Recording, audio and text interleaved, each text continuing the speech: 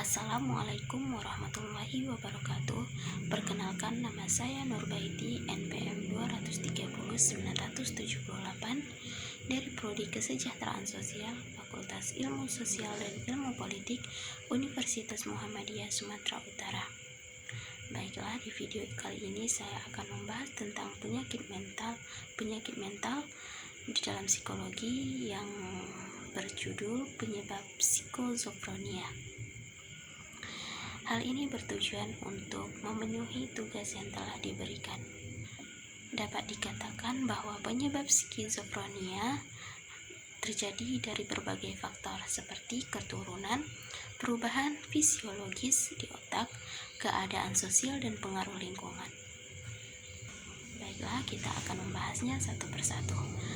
1. Teori genetik skizofrenia.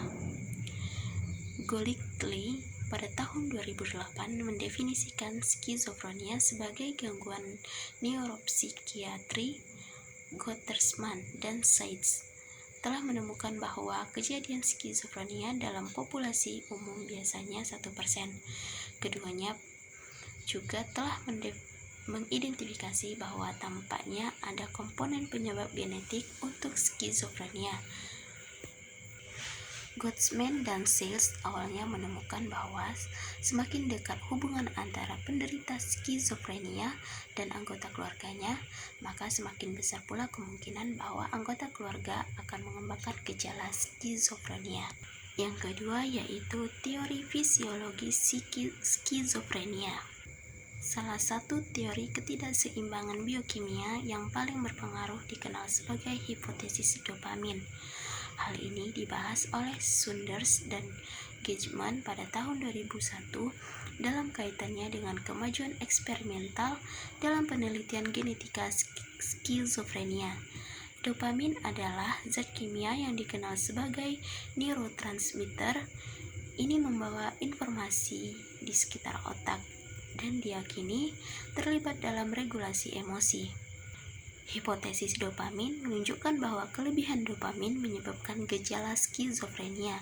Ini terjadi pada titik di mana sel-sel saraf terhubung satu sama lain, dengan konsekuensi menjadi tampilan perilaku skizofrenia. Yang ketiga yaitu teori sosial skizofrenia. Golightly pada tahun 2008 menarik perhatian pada aspek sosial skizofrenia.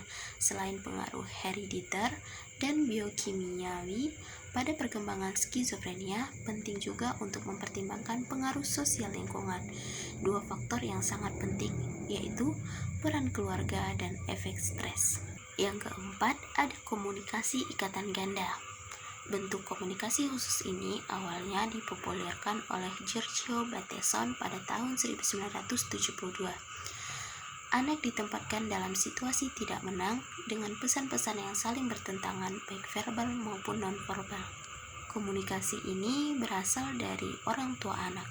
Orang tua yang tidak perlu menyadari bahwa mereka melakukan itu, tetapi banyak anak yang mengatasi dalam kebingungan yang disebabkan oleh pesan-pesan yang telah diberikan. Dalam situasi ini, terapi keluarga mungkin dapat membantu karena ada kemungkinan bahwa akan ada kesadaran yang meningkat tentang sifat disfungsional dari komunikasi ini dan efek berbahayanya pada anak. Yang kelima ada pseudomutualitas. Istilah ini berarti bahwa hubungan di dalam lingkungan keluarga jarang terjalin baik atau saling menguntungkan. Dapat dikatakan bahwa kita semua dapat mengalami tingkat ambivalensi atau negativitas terhadap anggota keluarga pada suatu waktu, baik itu kemarahan, kecemburuan, bahkan kebencian. Dapat dikatakan bahwa rasa ketidakberdayaan yang dihasilkan yang dapat muncul karena tidak mengetahui cara terbaik untuk menangani hubungan dapat menghasilkan perilaku skizofrenia. Faktor penyebab sosial ini didukung oleh Golightly pada tahun 2008. Yang keenam ada perpecahan perkawinan dan kecondongan perkawinan. Perpecahan perkawinan mengacu pada situasi di mana hubungan orang tua buruk, tetapi mereka tetap bersama demi anak-anak, di mana pada hal ini kedua orang tua cenderung berperilaku baik kepada anak, namun satu sama lain menjelekkan dari masing-masing orang tua tersebut. Jika kita menerapkan karya Gross pada tahun 2005 adalah mungkin untuk melihat mengapa telah diklaim bahwa perpecahan perkawinan dan kecondongan perkawinan menghasilkan perilaku skizofrenia. Dapat disimpulkan bahwa seseorang yang tumbuh dalam rumah tangga yang penuh kekerasan juga dapat menjadi kasar karena mereka akan belajar bahwa mereka seharusnya berperilaku demikian. Nah, selanjutnya kita akan membahas tentang pengobatan skizofrenia. Dalam dunia yang ideal, pengobatan skizofrenia akan menjadi kombinasi elektrik dari terapi psikis dan psikologis dan fisik. Ini berarti bahwa obat antipsikotik akan digunakan bersama dengan terapi individu atau keluarga. Ini akan memiliki efek mengobati situasi langsung, gejala dan masalah yang mendasari dan menimbulkan situasi ini di tempat yang pertama. Namun kenyataannya kita tidak hidup di dalam dunia yang ideal. Ini dapat berarti bahwa pendekatan elektrik ini sering terlihat tidak praktis karena terbatasnya sumber daya yang tersedia bagi para profesional yang bekerja dengan mereka yang memiliki penyakit mental.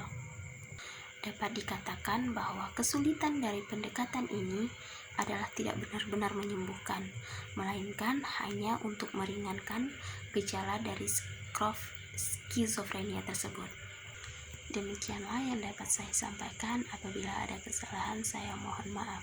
Wassalamualaikum warahmatullahi wabarakatuh.